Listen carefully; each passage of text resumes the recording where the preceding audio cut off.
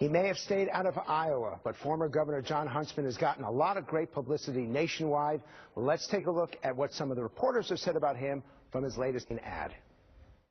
If you look at Jon Huntsman's record as governor of Utah, if you look at his economic policy that he has put out, an economic policy that the Wall Street Journal, which is the Bible of economic conservatism, says that Huntsman's economic policy, his plan, is the best of all the other Republican candidates.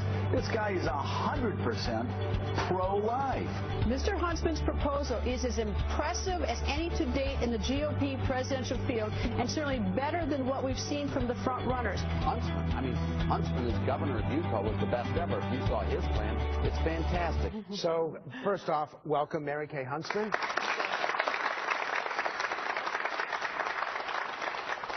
Now, those were some very impressive clips, but we've not had a chance to talk about the character of somebody. You know Jon Huntsman the best. He's new to a lot in America because he wasn't in Iowa. What can you tell them about who he is as a person? That's the best part of him. He, the person that he is off the camera, this person that I see every day. We've been married 28 years. We have 7 children, 3 girls, the John 2012 girls, who you might have seen. They've been kind of his secret weapons on the campaign. But watching him as a husband and as a father, as a governor, as an ambassador, I couldn't be more proud of the honorable person that he is.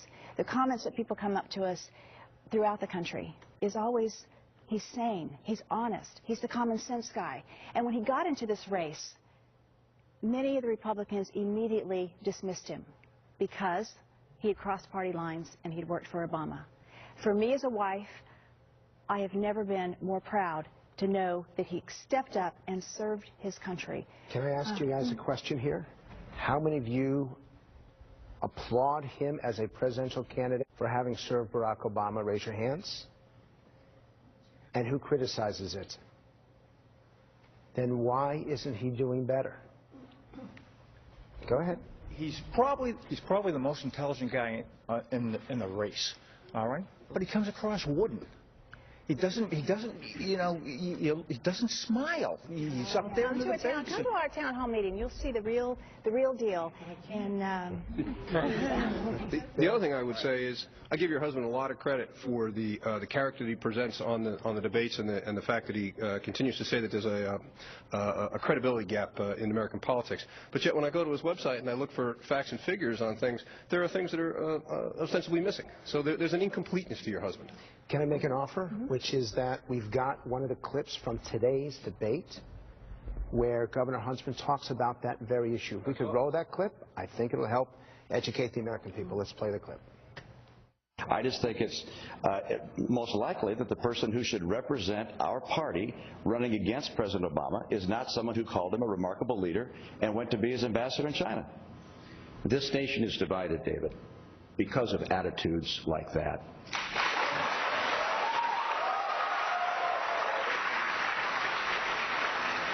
The American people are tired of the partisan division. They have had enough. There is no trust left among the American people in the institutions of power and among the American people in our elected officials. Right. And I say, we've had enough. So my question is, how do we reinstill trust? He has analyzed the problem. What's his solution? I think the way he's conducted his life, go back and look at his record. And I think that you can tell about a person that's running for office by going back and looking at their record. And the other day I was reading a magazine, The Economist magazine. It had 4 things that America, probably you all feel the same thing, that you look for in a presidential candidate. Number 1, somebody that has had service, preferably served as a head of their state, which Jon has done. Someone that has business experience. Jon has been in business, manufacturing, helping a family business. As he went into governorship, he had that, taking a state to number 1 in business and the best managed state. And the next thing was finding somebody that had extensive foreign policy. And I think you all know on that stage, nobody has the foreign policy background that Jon has, which I think in a time of need that our country is going through right now, that is an important thing. So what message would you say to him, Danielle? What would you tell him? I would say that at a time like this, where the next president has to have such extensive foreign policy experience to be able to solve our problems, especially in the Middle East, that he's got that, and that he really needs to focus on letting the American public know that those are his strongest skills. Jim? This candidate has got an attribute that no one else has. He's the best candidate. He's found a way to deal with major policy questions in Utah, health care reform, tax reform. He's done this without partisan gridlock. We've got to end partisan gridlock and trench warfare in Washington. He's the guy who can do it. Second row. My question is, my concern is the economy. Husband's been laid off 3 times in 4 years. How is he going to create jobs, decent paying jobs, bring manufacturing into this country? I mean, I'm not talking about $10 an hour jobs, jobs that people can actually live on. How is that going to be created, and how quickly can you do that? Now, if you would allow me, there's one ad, and we've been talking about it through this whole show. And I'm going to ask you to comment on it. And it's the ad that we have been testing out of hundreds that is the most effective at challenging Barack Obama and his administration. Are you a mom? Yes. How many kids? 1. This ad sounds like it came from you. Watch how high it dials. This is what the American people are thinking. Let's play that ad. Sometimes it's hard to sleep. Worried, I guess. Our home, my kids' future.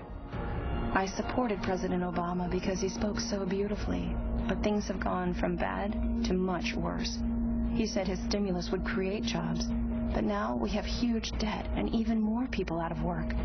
And Obama's solution is to spend even more and raise taxes? Really? We've got to take away President Obama's blank check. Was that ad effective to you all? Yes. You're a mom. I'm a mom of 7 kids, and I think we've seen every emotion come through our home. And I can tell you that watching John as a father, he's extraordinary. We have 2 boys serving in the United States Navy because I think of the example their dad has been to them about giving back and about service. And I'll tell you, it was about a year ago that we went to the United States Naval Academy to see our son. We'd been over in China, and talk about the emotions of a mom and a dad. I mean, you drop your son off. Did I cry? Oh, my goodness. I don't think I've ever cried so much. When I first dropped him off, my husband looked at me and he goes, "Honey, you don't own him anymore. The United States Navy owns them, and our country owns them." And I'm so proud. I cannot tell you how proud it is to watch your son step out in this United States Navy uniform. And the first time we saw him, we went to the cemetery where he wanted to take us because that's where he runs every day at the academy. And he said, my son was right in front of us, first time we'd ever seen him in a uniform, and my husband looked to me last year and he said, "I am so worried about our country. Less productive, less good, more divided than the country we got." And I think that has inspired him to get out there and to get into this debate. He knows he has the ability to lead this country, and he says the number one thing we're missing is leadership. Mary Kay Huntsman, thank you very much for participating. Son's safe. New Hampshire is in 48 hours. If you live in the state of New Hampshire, make sure that you vote, and then it's on to South Carolina. Thank you very much. And this is the best country we got. Let's definitely get out there and vote. Thank you all very much.